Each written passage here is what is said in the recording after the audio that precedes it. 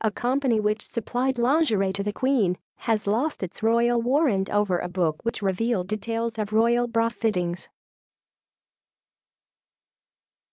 Rigby Peller, a luxury underwear firm founded in London, had held the royal warrant since 1960.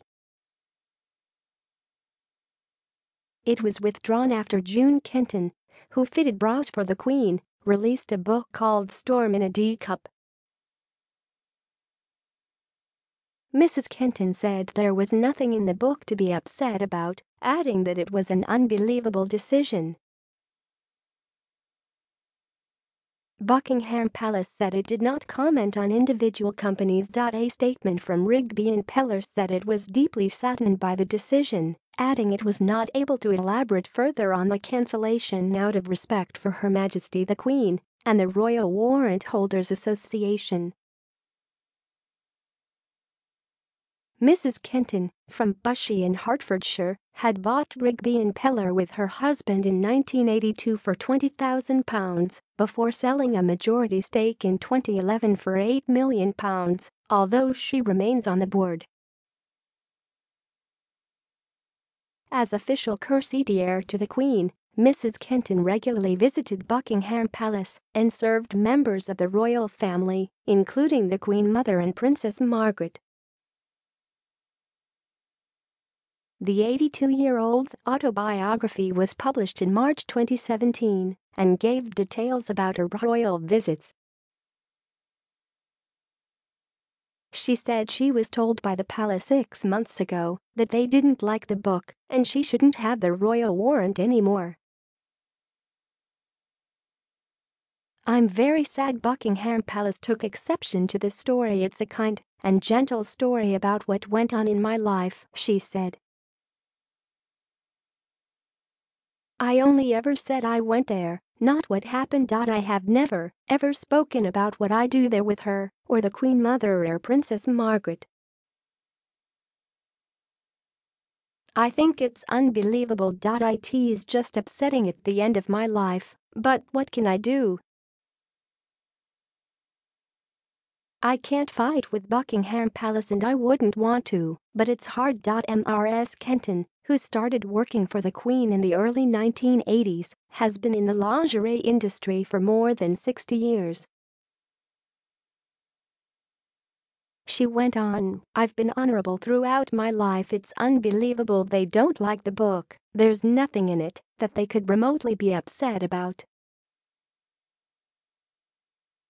I probably should have submitted it to them, but I didn't think anything would be required." The Royal Warrant Holders Association are yet to respond to the BBC.For. Centuries, royal warrants have been issued to tradespeople and companies who regularly supply goods or services to the monarchy. The royal warrant is granted to a named individual and gives them permission and responsibility for the display of the relevant royal arms in connection with the business. They are not granted for professional services, such as to bankers or solicitors, or to publications such as newspapers and magazines. The monarch decides who is able to grant a royal warrant. Currently there are 3 people, known as the grantors, who may award them: the Queen, the Duke of Edinburgh, and the Prince of Wales. Companies can apply to the Royal Warrant Holders Association after they have supplied the royal household with goods or services for at least 5 years out of 7. There are currently about 800 holders representing a cross-section of trade and industry. The warrants come up for review every 5 years, and their renewal generally depends on how much the shop is being used by the royal family. Department store Harrods had its royal warrant withdrawn from the Duke of Edinburgh in 2000. The reason given by a palace spokesman was a significant decline in the trading relationship between the Duke and the store. But the BBC understood that Prince Philip was angered by allegations made by owner Mohammed Al-Fayed accusing the Duke of masterminding the 1997 car crash in Paris that killed Diana, Princess of Wales, and his son Dodi. The royal endorsement can also be removed if a brand stops being used by the palace, such as Carr's table water biscuits, which lost its warrant in 2012 because of lower demand.